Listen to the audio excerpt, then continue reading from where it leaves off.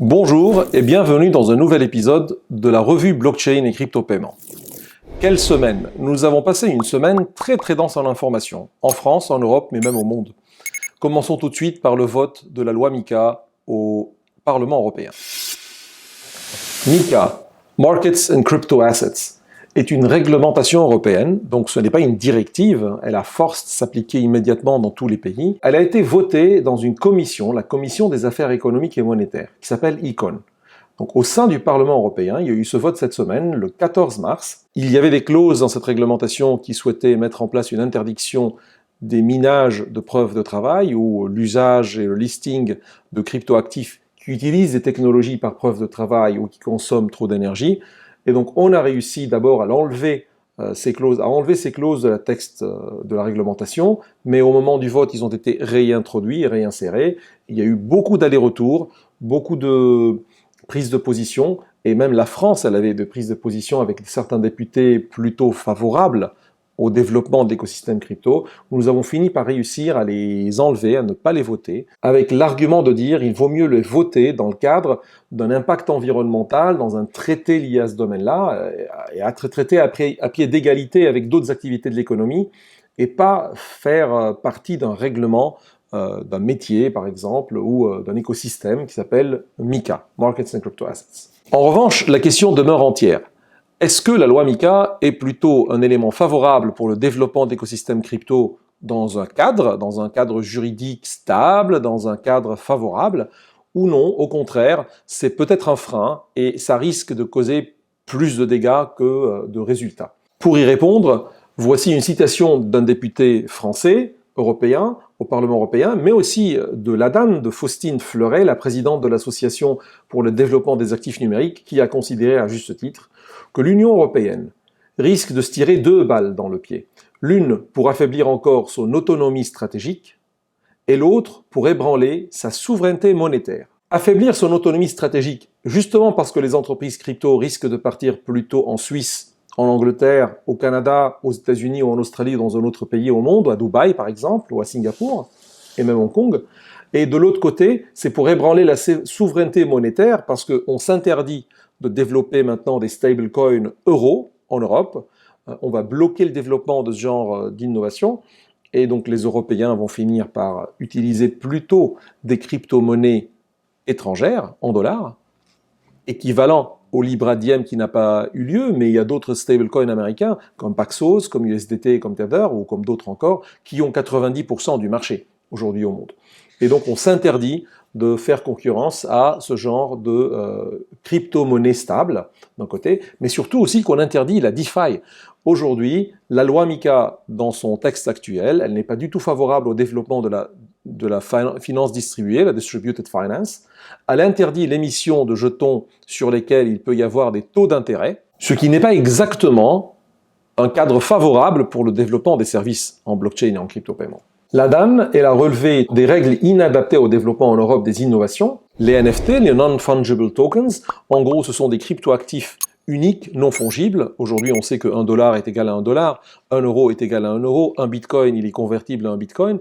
Un NFT, un Non-Fungible Token, eh bien, c'est un cryptoactif qui n'est pas égal à son équivalent cryptoactif. Chaque cryptoactif, il est unique, et donc c'est une utilité, cette fonction mathématique et technologique, elle est très utile pour beaucoup de monde, pour beaucoup de domaines et beaucoup de métiers, dans la musique, dans les médias, dans l'art, mais aussi dans le luxe ou dans l'industrie. Et le cadre MiCA, il est inadapté non plus pour le développement de la DeFi, avec l'interdiction des taux d'intérêt sur des cryptoactifs et des rémunérations sur des cryptoactifs. Ce qui veut dire qu'aujourd'hui, avec la loi MiCA, des protocoles comme Aave ou Polkadot n'ont plus lieu d'être en Europe. Ou même Ethereum n'aurait pas pu être émis en Europe. C'est-à-dire Vitalik Buterin et son invention avec son white paper d'Ethereum, il n'aurait pas pu passer dans les mailles de ce cadre réglementaire européen. Pourquoi je dis ça? Parce que le cadre réglementaire MiCA, il impose des conditions de white paper, des informations lisibles, utiles, informées pour tous ceux qui souhaitent faire des levées de fonds. Et on le sait bien, Ethereum, il s'est lancé par une levée de fonds qui s'est soldée avec plus de 18 millions de dollars à l'époque, avec des dizaines de milliers de bitcoins qui étaient fournis dans l'ICO, levés dans le cadre de l'ICO, Sauf que le white paper de Vitalik Buterin n'est pas conforme complètement à la réglementation MiCA pour plusieurs raisons. La réglementation MiCA, heureusement, elle n'est pas encore entrée en vigueur ni en application, mais elle risque de l'être. Elle risque de remettre sur la table l'interdiction de la preuve d'enjeu et donc le blocage de Bitcoin. Elle risque de ne pas être favorable pour les stablecoins, ni pour la DeFi, ni pour les NFT. Elle risque de bloquer les startups en leur imposant de chausser une chaussure à taille unique, exactement à la même taille des grandes banques et des grandes institutions financières. Le pire dans l'histoire, c'est que cette réglementation, elle donne l'autorité de contrôler l'écosystème crypto à deux autorités, l'ABE, qui est l'autorité bancaire européenne, et l'AEMF, qui est l'autorité européenne des marchés financiers. La réglementation MiCA délègue à l'autorité donc bancaire de superviser l'évolution de l'écosystème crypto. Et nous le savons tous, les banques sont les premiers à avoir adopté, à avoir maîtrisé et à avoir développé les technologies sur la blockchain et les crypto-paiements et les crypto-monnaies. Donc ils sont une très bonne autorité pour les superviser. Pardon, ce n'est pas vrai. Aujourd'hui, c'est très dommage de dire que ce sont tous ceux qui refusent l'adoption de la technologie blockchain qui seront les arbitres et les juges et les superviseurs de cet écosystème. En conclusion, cette information de cette semaine, elle est capitale pour l'avenir de l'écosystème crypto. Et même si l'écosystème crypto actuel la voit comme une petite victoire, malheureusement, ce n'est pas du tout une vraie victoire. L'Europe, elle a fait un choix d'être en retard, elle a fait un choix d'être innovante uniquement et visionnaire uniquement dans le cadre réglementaire, mais malheureusement, cette vision, elle est très mauvaise, exactement comme si on voulait réglementer Internet dans les années, ou le web dans les années 93 ou 95. C'est comme si on disait, il est interdit de publier des sites web sans autorisation, il est interdit de publier des contenus de livres sur Internet sans autorisation des éditeurs et des vendeurs de livres. C'est comme si on disait que c'était pas possible de créer Amazon, ni Google, ni Facebook, c'était impossible de créer ni Wikipédia, ni les autres sites, simplement parce qu'on sommes visionnaires, on voulait réglementer le web. Heureusement, nous ne l'avons pas fait, mais malheureusement, nous étions aussi en retard, même sur le web. Et c'est très dommage de voir que l'Europe, elle est encore en manque de vue pour adopter très vite la révolution technologique et la révolution sociétale et économique que la blockchain et les crypto-monnaies sont en train d'apporter. Aujourd'hui, la loi MiCA, elle porte déjà plus de 1000 conditions pour les acteurs de la chaîne de valeur. Donc si vous regardez le texte du document, de la réglementation, il contient exactement 1059 mots should and shall, doit, devrait. Donc déjà, simplement pour aller se rendre compte des obligations que nous avons dans l'écosystème crypto pour se conformer, nous avons besoin d'une petite armée d'avocats, de consultants en conformité, de contrôle interne, pour aller comprendre qu'est-ce qu'on doit appliquer, sans même avoir déjà commencé. Ça commence dès l'étape du white paper. Pour comparer, en France, nous avons la loi Pacte, nous avons les visas PSAN et les visas ICO. Je vous invite à aller voir sur le site de l'AMF, l'autorité des marchés financiers, le succès très faible de ces deux lois-là. La première, celle des ICO, elle est optionnelle.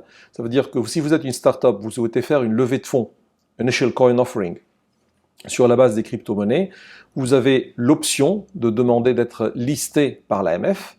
Vous risquez d'être un jour listé sur une liste noire, donc pour indiquer aux gens qu'il ne faut pas collaborer avec vous. Mais si vous souhaitez, comme un label, avoir un label, vous vous enregistrez et vous aurez un visa ICO. Actuellement, malheureusement, il n'y a que 3, et ça ne date que de 2020, entreprises qui ont joué le jeu et obtenu ce visa ICO de l'AMF. Il devient obligatoire maintenant avec MiCA.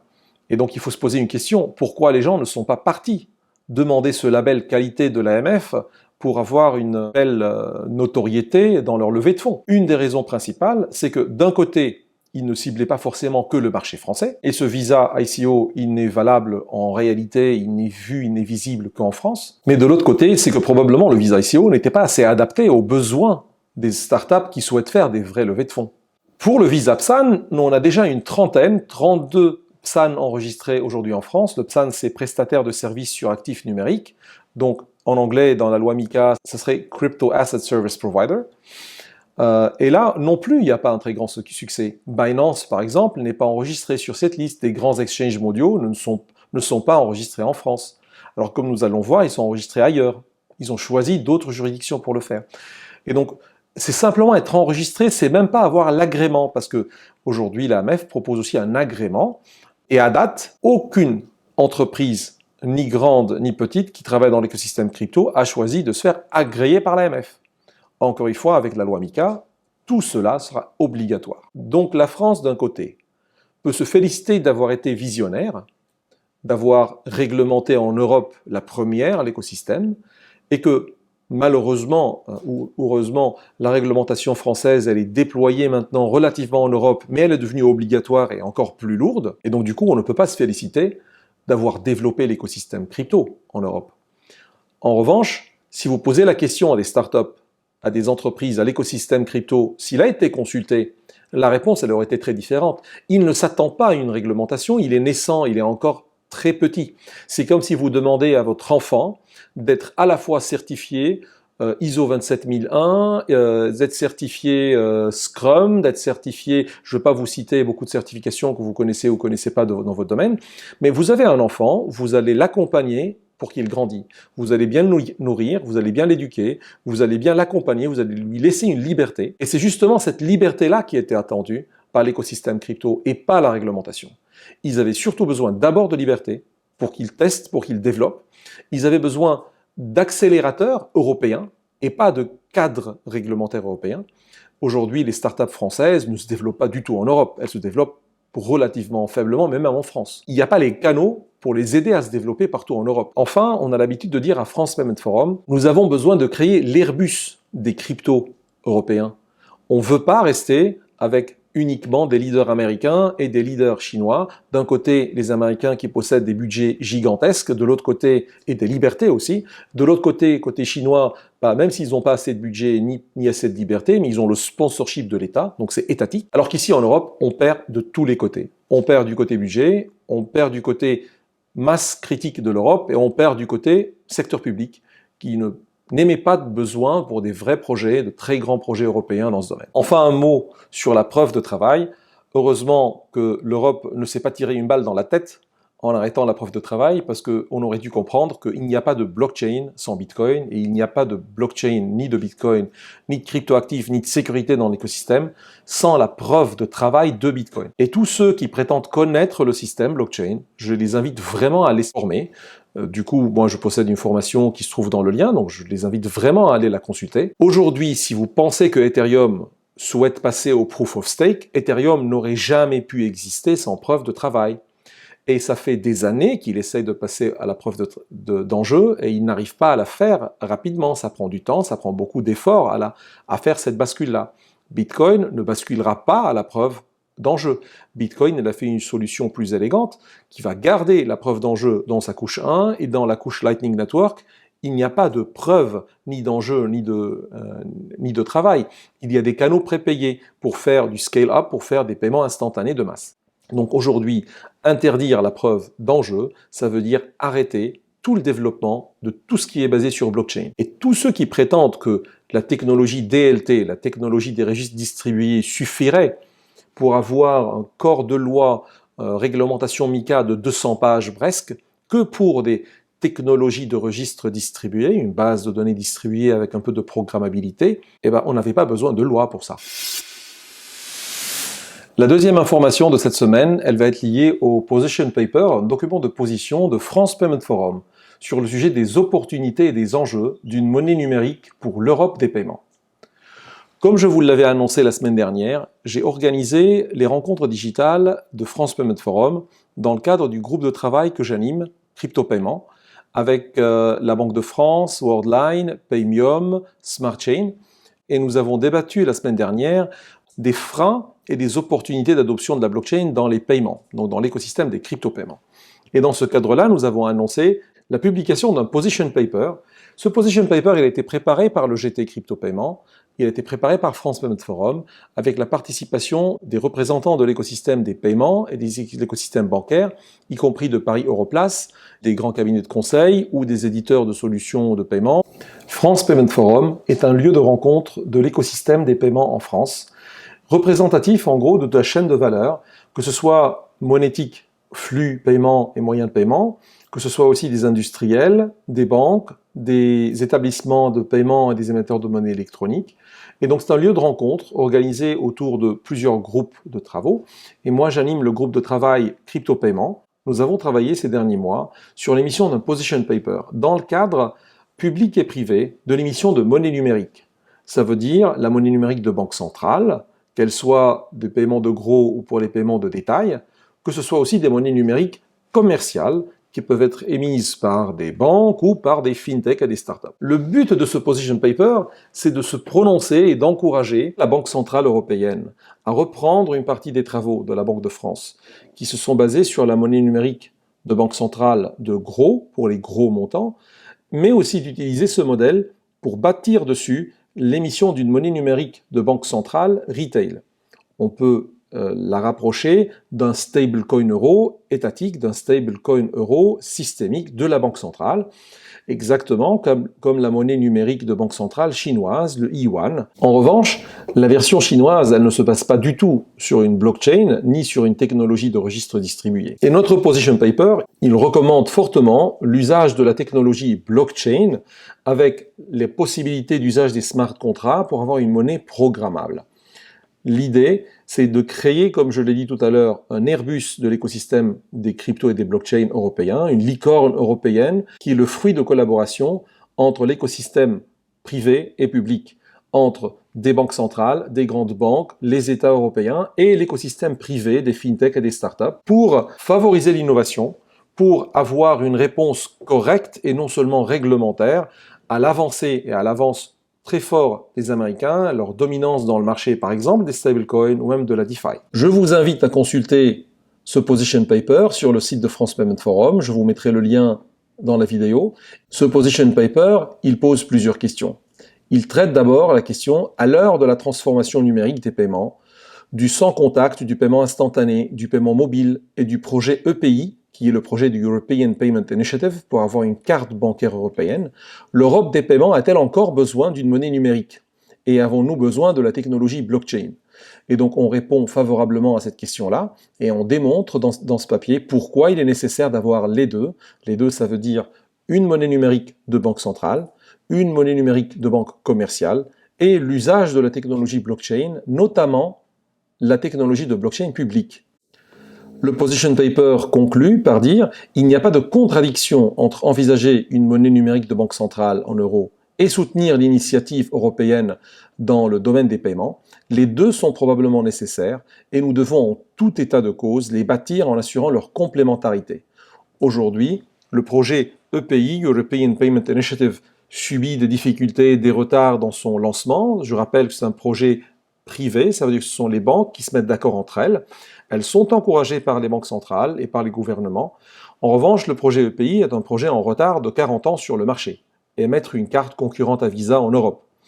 Donc, ça peut sembler être nécessaire. En tout cas, son idée, c'est de bâtir et de profiter du capital des actifs des paiements que nous avons en Europe. C'est pas Request to Pay, Instant Payment, le paiement sans contact aujourd'hui, pour unifier et moderniser les paiements. Et ça ne suffit pas, parce que ça veut dire moderniser une partie de l'infrastructure des paiements, les anciennes rails sur lesquelles on fait circuler des anciens trains de paiement qui sont l'euro électronique. Et ce qu'on cherche, c'est avoir maintenant un euro programmable, un euro crypto-euro, donc l'euro digital, la monnaie numérique de banque centrale. Donc on a besoin d'un côté de moderniser les anciennes rails sur lesquelles on peut faire circuler à la fois des anciens trains et des nouveaux TGV, et on a aussi besoin de bâtir de nouvelles rails, les rails d'un écosystème sur la base de la blockchain, sur lequel on peut faire circuler à la fois des tokens privés ou des crypto-monnaies privées, mais aussi un vrai stablecoin euro, une monnaie numérique de banque centrale. Voilà le position paper de France Payment Forum. Une question peut se poser pour les personnes qui sont plutôt favorables pour les innovations Bitcoin, Ethereum et les autres crypto-monnaies complètement privées et complètement distribuées. Et vous avez raison de vous poser la question, pourquoi avons-nous besoin d'une monnaie numérique de banque centrale?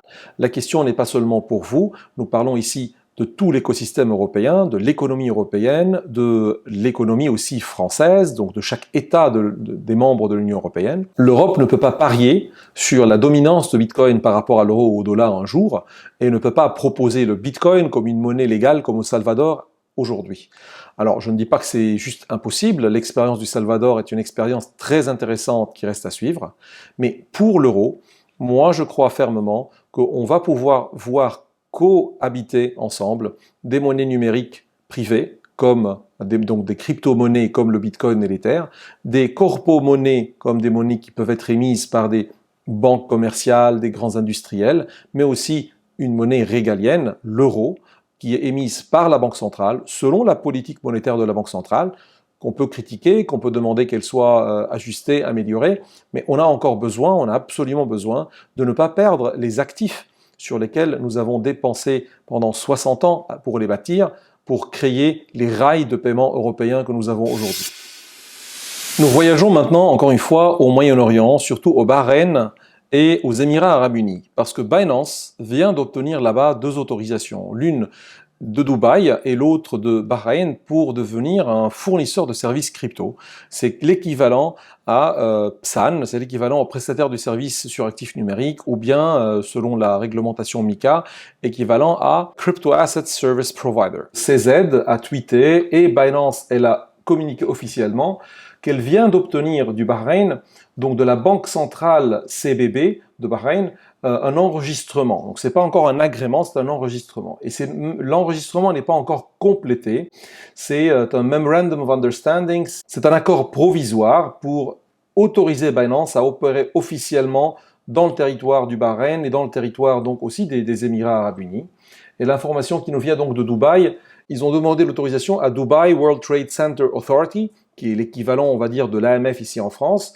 Ils ont réussi à signer un Memorandum of Understanding pour permettre aussi à Binance de développer donc les technologies blockchain, notamment avec leur propre blockchain et leur propre crypto-monnaie BNB, mais aussi eux en tant qu'exchange, pour d'un côté l'émission d'ICO et la conservation de cryptoactifs. Cette information n'est pas surprenante. En revanche, elle est à comparer par rapport à la démarche de ces aides de Binance ici en Europe.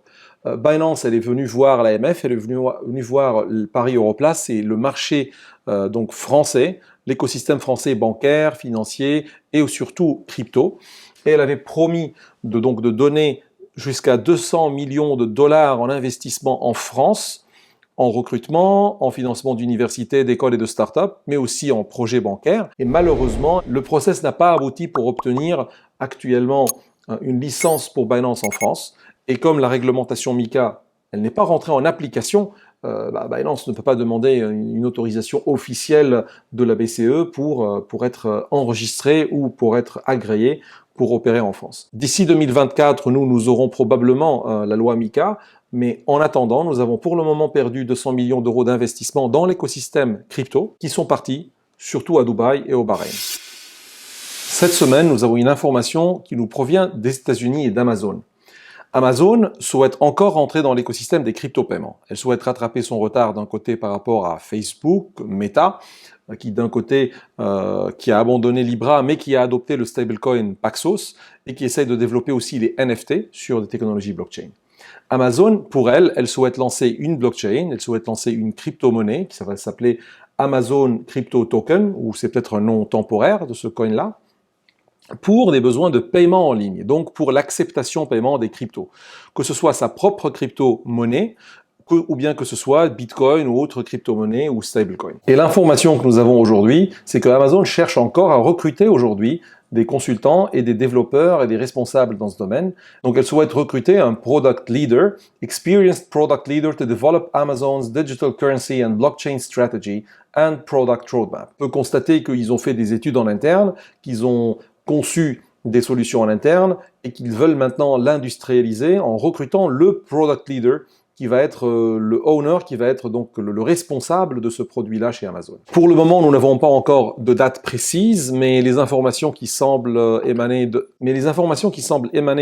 d'Amazon poussent à comprendre que c'est en 2022, donc cette année-là, que le projet il va voir le jour. On ne sait pas encore sous quelle forme. Est-ce que ça va être uniquement sur la forme d'acceptation crypto-paiement comme avec des partenaires de type Bucket pour payer avec Google Pay en utilisant des crypto-wallets, ou bien ça va être dans le lancement d'une managed blockchain, une blockchain consortium ou plutôt privée, on va dire, et l'émission d'une crypto-monnaie stable par rapport peut-être au dollar sur cette même blockchain privée-là. Bon voilà, tout reste encore à voir, mais en tout cas la décision semble être prise par Amazon, depuis un certain temps d'ailleurs, et maintenant elle est en train de l'industrialiser.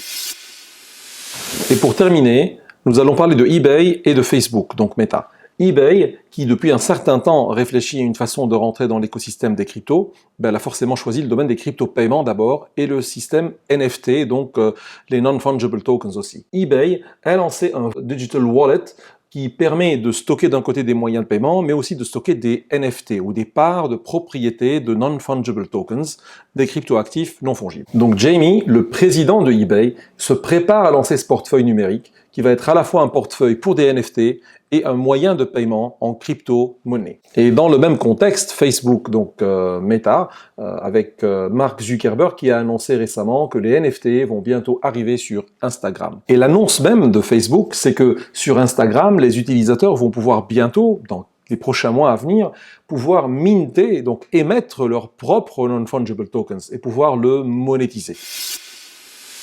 Voilà, si toutes ces notions vous semblent pas assez claires, pas assez maîtrisées de votre côté, je vous invite vraiment à aller voir la formation blockchain et crypto-paiement. C'est une formation qui vous aide à devenir des consultants dans ce domaine-là, consultants métiers, techniques et fonctionnels et même conformité.